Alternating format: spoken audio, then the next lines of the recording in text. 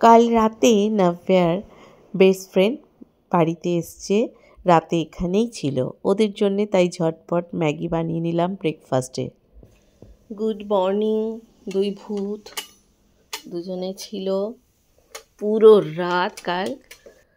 ফলগুলো রাখা রয়েছে, ভাবলাম ফুড বাউলে রেখেই দিই, তাই ঝটপট ফুড বাউলটা সাজিয়ে ফেললাম। এটা একটা বেশ বড় কাজ। এই দেখো, নো পড়াশুনো, শুধু ল্যাদ খাচ্ছে দুটো মিলে, আর এইসব গেম খেলছে, কি করছে ওরাই জানে। আজকে সানডে, লাঞ্চে ফ্রাইড রাইস আর চিকেন বানিয়ে নিলাম।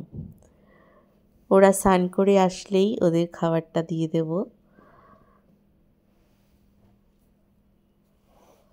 ওরা কিন্তু খুব ছোটবেলা থেকেই বেস্ট ফ্রেন্ড, দুজন দুজনকে ছাড়া একদম থাকতে পারে না, তাই মাঝে মধ্যেই একসাথে স্লিপ ওভার করে নেয়।